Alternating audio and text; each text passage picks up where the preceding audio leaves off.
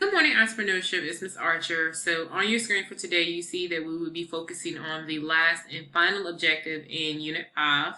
This is 506. We're going to go through the 506 PowerPoint. There is a study guide that you guys will need to complete while doing the PowerPoint. There are a couple of different activities that we're going to look at today. So the 506 Market Research and Planning activity and the 5.0 quiz. As always, my contact information is at the bottom with my email, my Google Voice, and the Remind app. And also, all these assignments that are published are not due until May 15th. So without further ado, let's begin. Okay, so 506 is talking about more along the lines of the marketing information and developing a marketing plan. So basics about sales forecast is what's going to be talked about here. So for those that maybe have taken sports, entertainment, and marketing, that is kind of piggybacking off of what they talk about in sales forecasting. So sales forecasting is pretty much just a prediction of what a firm's sales will be during a specific time period.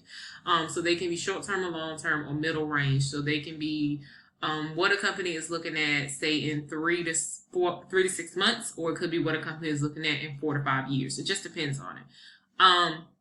Business managers are ones that definitely take a look at this, and they are frequently used this to make business plans, and they often help them to determine how much to buy, what items to offer, how many workers are needed, what prices to change, and whether promotion is needed.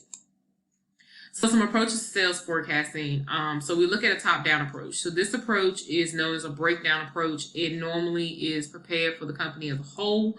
The forecast is broken down into specific products, salesperson, territories, product lines, etc., just depending on how the company is situated. The bottom-up approach is kind of the opposite of all this. It is a build-up. So it is starting with the separate forecasts from specific departments and territories and then combining them and building them up. So to give you an example of a shoe company here, the shoe company may gather forecasts to each line of shoes for each salesperson territory and then combine them into the data forecast for the whole company.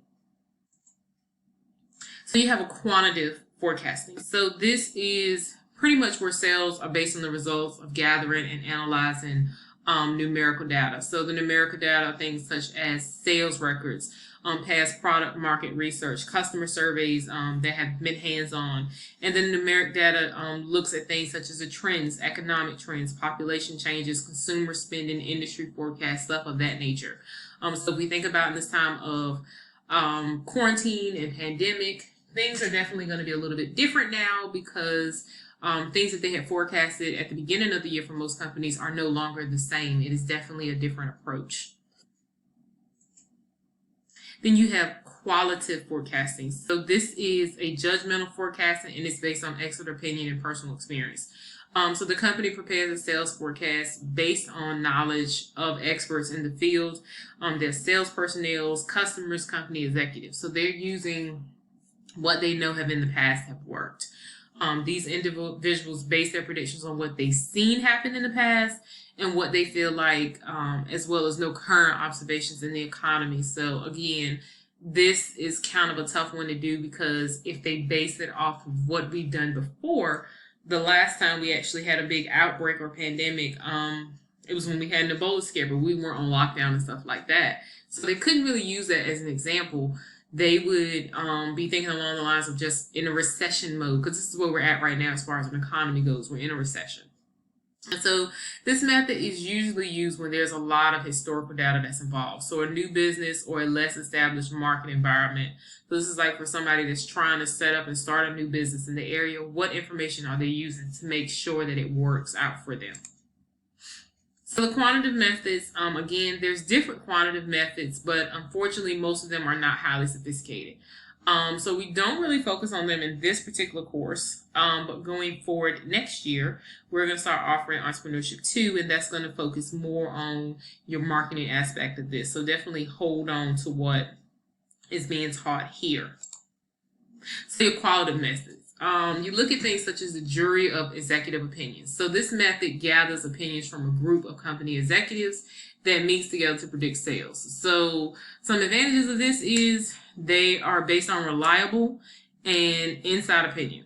It's quick and easy to use, and I apologize that all this writing is together and some of this that was no doing on my own.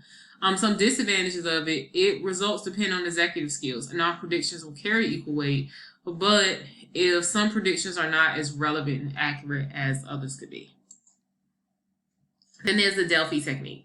So this method is also called the expert survey, or the variation of jury of executive opinions. So this involves the company executives and outside experts working together. So they're going to be together working on things as they go through. So this is kind of an assumption. The Delphi method does predict things and make them secretly and then are averaged together. So the results of the poll are sent to the experts, who are to respond with a second opinion, and the process is repeated until it narrows a firm down. So it kind of is a trickle-down effect.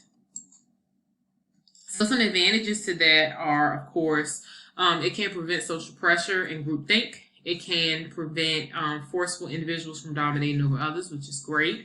It can prevent time-consuming discussions or arguments, and it can gather opinions from those who won't normally necessarily speak out in groups. The disadvantages of that is it takes a lot of time to complete the multiple rounds of process, and it can be very expensive. So the Salesforce composite. So this method gathers opinions from the Salesforce. So these are the people that are going out and actually selling things. So each person will forecast what he or she predicts that they will do in the future. When I work with Enterprise Rental Car, every month the branch that we worked at, we would have to forecast how much we would be able to sell that month. Now, for those that are thinking that Enterprise Rental Car is just strictly just that, rentals, it is that and so much more. But that is another lesson for another day. It is a sales-based job, I can tell you that.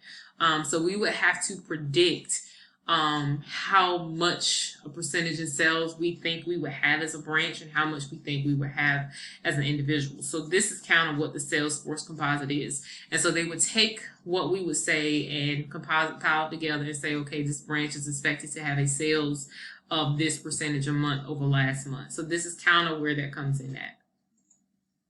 So some advantages of that, they're accurate forecasts for individual products. So the sales force is going to work directly with the customer base and understand the demand for certain products. I worked at multiple enterprises. I worked at the one here in Hosky, the one in Roanoke Rapids, and then there are a total of 3 in Rocky Mount that I work with. Each branch is different. Each need is different. So for us to accurately forecast it, it definitely was going to change from month to month, varied on branch to branch. The higher the sales totals, so the sales force is going to present its own sales numbers, and sales personnel is going to be motivated. So a lot of months it was contests. Let's see how much, you predicted this, but let's see how much you can do. It's also very inexpensive because you're getting ideas based off the people that are working with you, but it provides a very detailed information. We would have to give feedback as to why we think we'll meet these sales, why we think we can't push for this sale, where we might be able to get that sale. So disadvantages, it lacks a long-range view. The sales force resentment due to having to take time away from preparing to prepare for sales forecasts. It is a very time-consuming thing. And the forecast that benefits the sales force. So it might not always be great to have that, especially when the branch averages or when the company averages more and you're not meeting that. So survey your buyer of intentions. So this forecasting method gathers information about consumer plans to purchase the products. So the analysis will ask the consumer, whether it's by telephone, personal contact, or questionnaire, what and how much they intend to do in the future. The information is gathered and creates sales estimates. And then these estimates are combined to forecast overall sales for the company. Advantages of that is because it's a reasonably accurate forecast because you're asking the consumer. It is easy to control these costs, because what happens is you are getting information from the people that are going to be buying it, and then the outside information is available. So some steps that you would take to prepare your sales forecast are going to include some of the steps at the bottom. First, look at the past. Gather some sales required for individual products and product lines. Get some company goals and totals together. You're going to show whether a product has some overall sales increasing or decreasing. Also comparing and contrasting, showing sales for individual product, and then compare and contrast sales for total years. So this is a good idea of how to do a sales forecast. And if the business is new, it does not have a prior year sale to analyze, you should use past sales or similar businesses. And a lot of this is public information, so it's not anything like you're not going to be able to find it. Next, look at what's going on now. So look at external changes, so things that are occurring outside the business. So in this day and age, any new company that is getting ready to start up, of course, they're going to be looking at things such as what is the economy doing right now? How is it doing overall? They're going to look at the competition, the market. All of this is going to be involved in this. And then internal changes, of course, what's going on within a business is to figure out what information do they have internally? Are there marketing changes? Are there operational changes? Have there been staff changes? So all of this is going to make a difference. Then you're going to determine the amount by which your sales increased or decreased last year.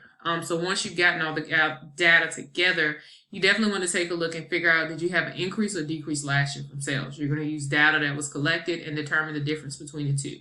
Then you're going to look at the percentage of an increase or decrease also.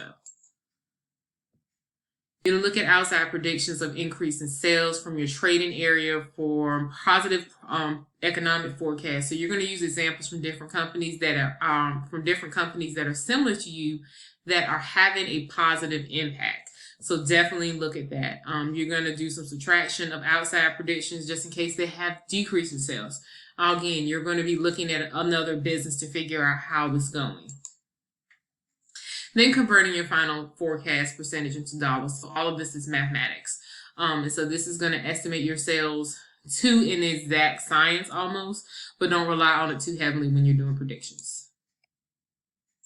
So your activities for today, like I said, includes a do now, which talks about advertising and promotional planning. Make sure that you're doing the study guide for today with the PowerPoint. And then you have a couple of activities. So the first and final one that you guys should look at is the 5.0 quiz. And this is not scheduled until tomorrow, but I'm telling you about it today. So 5.0 quiz is just going to be a combination of everything that you've done in 5. So these are all the questions and stuff that you'll have in relation to 5, since it is the end. And so make sure you're getting that done tomorrow once it posts. Now, today's activity is the market research and planning activity. And this is a little bit more straightforward and to the point. So this activity, you're going to find 3 advertisements, and you're going to have them where they show 3 types of buying motives, whether it is an emotional motive, where the ad works on an emotion, happiness, sadness, something to that effect. Rational, so where you're thinking, or they're asking you to think, rationally about stuff and make a decision about it. And then patronage. So this is more along the lines of a patriotic feeling and things of that effect. You're going to try to find me at least 3 advertisements. Each one should show each, so that way you have an idea of what you're looking at. And know what kind of advertisement that you're looking at when you're looking at them. So again, remember that emotional is going to be focused on things that how they make you feel. Rational is going to be how they make you think, and then patronage is going to be looking at more along the lines of working hard to increase customer performance and coming back. That means you're going to want to come there, and you're going to want to keep purchasing things for them. So they're really playing on your brand loyalty with that one. So that's what this particular activity focuses on. As always, if you guys have any questions or concerns about any of the activities for today, definitely reach out to me via email or my Google Voice or the Remind app. Remember, we have weekly Zoom sessions on Wednesday at 10 a.m. So I look forward to you guys joining. We only have 6 sessions leading up to the end of school. As always, I pray you guys are doing well and that you and your families are safe. And if you are affected by this virus, I pray for a speedy recovery. Seniors, you guys definitely still stay in my prayers and my thoughts, because I know this year has definitely been a trial for you guys and for everyone involved. So never what I thought when I told you guys to have a good weekend on March 13th. Here it is May, and I hadn't seen y'all since that day. So you guys take care and be safe. And as always, I will see you guys in the classroom.